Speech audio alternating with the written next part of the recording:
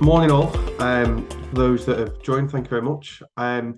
This morning's session is really just to run through effectively an asset finance masterclass and an overview of the facilities and the services that we offer in the asset finance division here at Swoop. Some of our advisors may have seen this before, but it's just really good to run through the basics. The cues of the session isn't really to expect anyone to be an expert in asset finance by the end of it. Obviously, if everyone else was an expert, then it'd do me and our team out of a job. But the idea really being to pick up on the cues and spot where asset finance may be of relevance to clients. So the first thing to consider is what is asset finance. Asset finance can be broken down into four main asset types, facility types, should I say, sorry. So we've got the hire purchase and leasing and the finance lease options. So these options effectively are the most common, and hire purchase in particular being the most common, and are the two facilities that would see the customer acquiring the equipment.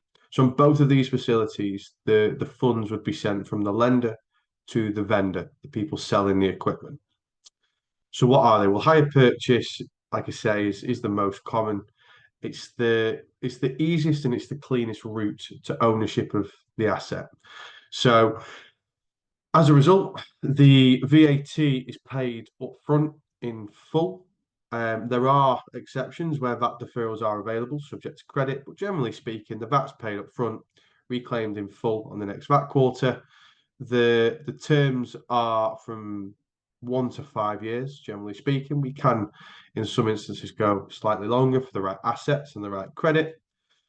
The asset will sit on the balance sheet. And as we say, the VAT deferrals can be available and the funds are sent to the supplier. Finance lease works slightly different in that the VAT is paid monthly. Again, terms of sort of 1 to 5 years.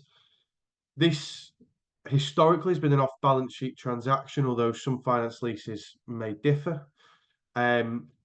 And a USP of Swoop is that we offer favourable end of lease terms and customer ownership is available. Now, what I mean by that is through the finance lease, there's no direct obligation for ownership of the equipment at the end. But obviously, everything that we do here at Swoop is we do look to see the client obtain that ownership for their own benefit. A hire purchase, on the contrary, it's written into the agreement. So a hire purchase has an option to purchase fee, which is built into the final rental. The amount does vary, it's usually in the region of sort of £100 to £200. And this option to purchase fee legally sees the title of the equipment transfer over to the customer. And with that being built into the final rental, it is seen as an obligation to buy, as the document itself is legally binding. Whereas on a finance lease, that's not necessarily the case. The equipment would have to be sold to a third party at the end of the agreement. As per the terms of the lease, what we can do at Swoop is we can look to step in to act as that third party to buy the equipment and then sell it back to the customer for what is deemed a fair price and something we would agree on at the beginning of the agreement. The other two types of finance that we see commonly is a refinance and a sale in HP or sale and leaseback. Now, what are these two types of facilities? Well, these facilities fundamentally are facilities which will see the funds end up in the client's bank account as opposed to the seller's. In some cases, for a refinance as well, some of the funds will go into the existing finance provider's bank, but we'll get to that later on. So a refinance, what is it? Well, it's a way of releasing equity from existing assets, and where it might be used is where a client might have particular cash flow requirements, regardless of what they're for.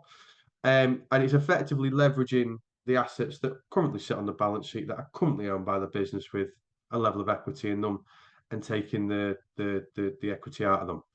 Now, we can look to refinance assets that are already on finance agreements. Of course, it's easier when they're currently on a hire purchase agreement as opposed to a finance lease. But effectively, what it means is that because we can give the lender the security over the asset, what that means is that there is additional security in the deal as opposed to alternative methods of cash flow injections, things like unsecured loans, short-term debt. And what that means is, given the additional security, if the customer is in the fortunate position of being able to offer that, it means we are able to offer more often than not more competitive rates by comparison to other types of products that give those cash injections. The way a refinance works, typically it's only done on hard assets, so assets with tangible resale values that hold the value, that are individually identifiable. It's done on hire purchase terms. It's a cost-effective alternative to an unsecured loan, as we just said. We can go up to 80% loan to value on the equipment. Certain schemes, I know the RLS is now finished, but the replacement, the growth loan, can offer higher terms than that, although they are subject to credit approval. So generally speaking, we look to do 80% loan to value on the value of the equipment. Existing finance can be settled as part of it, and that will be settled directly to see the title transfer to the new lender, and the balance of which the funds will then be sent to the customer. So if there is no outstanding finance, the entirety of the loan amount gets sent to the customer. A sale in HP back is slightly different in that it does see the client reimbursed and recoup the funds. However, a sale and leaseback or HP back will be done within 90 days of the initial purchase. The reason being is, in those instances, we can look to use the original invoice and see it as still a true value of the worth of that equipment. So evaluation then isn't needed. That then means that we can get up to 100% of the purchase price released back to the customer. Again, that's of course subject to credit, but we can look to get up to 100% as opposed to the 80% which we would need from a refinance.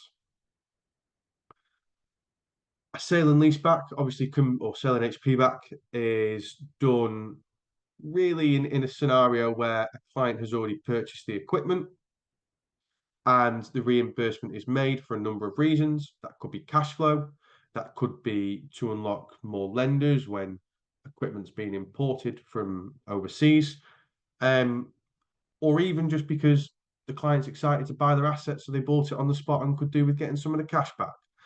Either way, a sale and HP back or a sale and lease back can be done within 90 days. The other thing to note as well is it can be done on both hard and soft assets, as opposed to a refinance, which is generally done on hard assets only. How to spot an opportunity with asset finance. Now, I often say this and I often remark, and I don't want to do anyone in our asset finance team any level of disservice by this, but asset finance is one of the easiest facilities to sell. The reason being is that it doesn't really need to be sold. If a client's buying a piece of equipment and they don't have the funds available to buy it, or they could do with keeping the cash flow there, you don't need to sell them on the idea of asset finance, because spreading the cost is the obvious thing to do. It's just a case of making sure that we spot the opportunities when they're there and making sure that everything we do is as quick, efficient, and as cost effective as possible. In terms of spotting the opportunities, the best way to be really with asset finance is always having that proactive approach. So when our introducers, our advisors, when we're speaking with clients, we'd simply suggest asking the question every time we speak to them: do you have any buying plans? As an advisor, you're often doing the accounts, and you'll be looking at forecasting and budgeting. So knowing any capex plans up front, obviously in advance, is beneficial, and it's something that the client will know. It's very rare that a client will buy an asset without having thought about it beforehand. So as long as we're keeping in regular contact with clients, asking the question of what you're buying, we'll always be able to get an idea of that before they do so. Replacement of assets. Do they have a need to replace any aging assets coming up? Do they have any finance agreements coming to an end where they're looking to replace the asset? Or is it an expansion? So do they have any expansion plans? Or do they know that they have upcoming contracts which they need to purchase new equipment, whether that be vans, machinery, to facilitate that agreement? If so, we know that's coming up. We can be proactive. We can look to get credit in place before it becomes an issue. Is there any sort of recent purchases that have put a strain on cash flow? So we touched on the sale and HP and the sale and lease back on the previous slide. Sorry, those facilities would see them reimbursed. Again, if we can see there's going to be a strain coming up, we know to address it and we know to get that facility in place to reimburse them for the assets that they've bought. And is there a cash flow requirement? Well, look, the client knows when they're going to need a requirement for cash. Can we spot the opportunity? Can we look at the balance sheet, see if there's any assets sat on there and use them to leverage for a refinance facility, which, as we've already said, in most cases is going to be the most cost effective. Obviously, as advisors, you guys are the ones that are creating the balance sheet. You guys are the ones that have access to that. If a client comes to you looking for that level of cash flow, can we have a look at the balance sheet first, see what tangible plant and machinery is sat on there? If there's a nice, healthy amount of equipment on there, then we can look to leverage that. Final one as well, a very common incentive that we see, working on a few at the moment, is just a reduction of corporation tax. So is there an opportunity to purchase something which will be an income generating asset? So not only will it generate an income for the next financial year and generate or service ongoing contracts, but in doing so, could see a reduction of the corporation tax through schemes like the capital allowances, etc. And really, reducing a tax bill whilst buying an asset is going to generate you even more money as a win-win all round. The basis of it really, like I say, is being proactive. It's just asking the question, is there anything there that we can use to leverage for refinances, and simply asking, have you got any buying plans with the clients? The other thing that we offer as well, just to touch on, is a price comparison. So if they are purchasing a piece of equipment which has been offered finance by the vendor or any existing brokers that they might work with, then we can look to do price comparisons as well. Simply fire us over the details of what they've been offered elsewhere, and we can take a look over it and establish whether or not it's something we can look to improve on. In terms then of the opportunity or the information that we need to get the finance in place, well, there's a list of things really that are essential and desirable. Depending obviously on case by case basis, sometimes not all the information is required. We do have lenders that offer auto approvals, and in which cases it's more of a light touch approval and less of the information is required. But as a basic, we always like to see the financials for the business to show the affordability, basic compliance details for the directors, and of course we need to know what they're buying and who they're buying it from. On the refinance, it's beneficial to know any settlement figures if the equipment's currently on finance, and really it is just basics. If the requested or the essential information isn't necessarily available, like management's not always available, then let's make do without it and let's look to see what we can do without them. But the more information we can give to an underwriter, the better. The way to paraphrase it that I always say, we give them something to hang their hat on. So the more strength we can give in the proposal, the more we can reduce the risk from the lender's perspective, the more likely they are to approve it. And even still, the less risk generally leads to a lesser rate. In terms of case studies, I mean, with asset finance, when we're talking about case studies, they are often kind of stating the obvious. The gist of it often is the same. Everyone knows why people purchase and spread the cost of assets. It's, as individuals, we do it all the time. We often with things like cars, and it is a very, very common form of facility. A couple of wins to talk about though. The HP option, like I said earlier, is probably the most common type of facility we do from an asset finance perspective. The case study we have here was for a large CNC wire cutting machine. Customer was based in the Northwest. The deal was done, it was £100,000 lend against an asset that was priced at 120,000 plus VAT. So the customer put in 20,000 plus VAT as deposit. The rate was sub 4% flat, and we are seeing these rates just creeping back into the market at the moment. And it did meet an auto approval criteria, and so it was approved within 4 hours. I think funds on that deal were released within a couple of days of the initial application. An asset finance lease example we did, well, sometimes a finance lease is better suited to softer and more intangible assets. So we did a till system for what has turned out to be a very good client of ours who we've worked with repeatedly now. They did a till system, so something that at the end of the agreement isn't really going to have a tangible value. Nevertheless, it's still business critical. It's still an asset for the business. So we funded it on a finance lease with a 10% deposit. And this was also completed with stage payments as well. So the funds were released over a series of payments to the supplier to meet their terms of business. In terms of a case study for a refinance, this one in particular is one that always sticks in the memory. It was a client of ours which effectively was a small haulage business, and they were looking to expand and start running some heavy haulage as well as light commercial vehicles.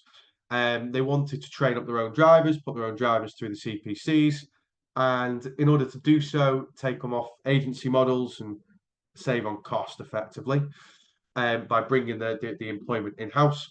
So what we did was we took 8 of the light commercial vehicles, 8 vans basically, 6 of which were currently on finance at the time.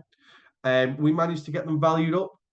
The customer ideally wanted to net 50,000. So when the assets valued up at 136, we reduced it slightly as a gross lens of 132.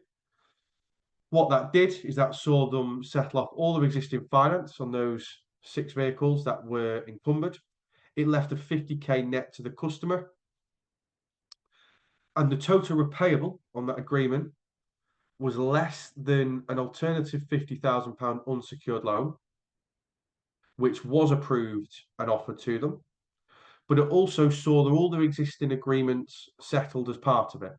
So for 132 as a gross lend, which saw them net 50, the repayments were less than 50k on its own, and that 50k on its own would have seen them have to continue to make the repayments on all their existing agreements as well. So it did save them on a monthly basis, as well as reducing the total amount payable.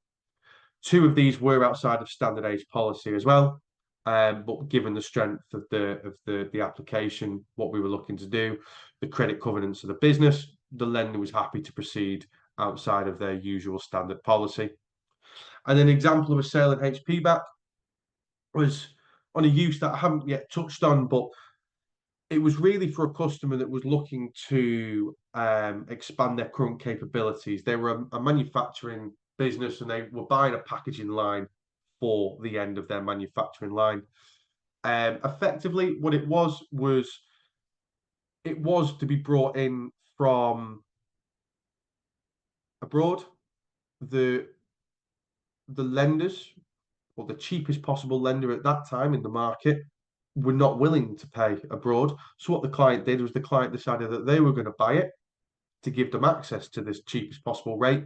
And then once the equipment was in the UK, was installed and delivered, we had them reimbursed for the full amount. Now, in that instance, the agreement was then transferred onto a hire purchase facility.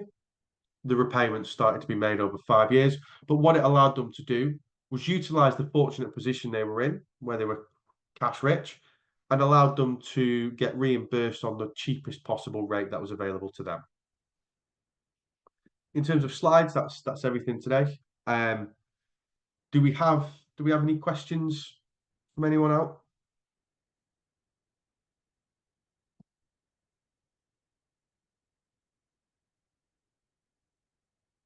No, no questions at all. Okay, well I think that's pretty much everything covered then.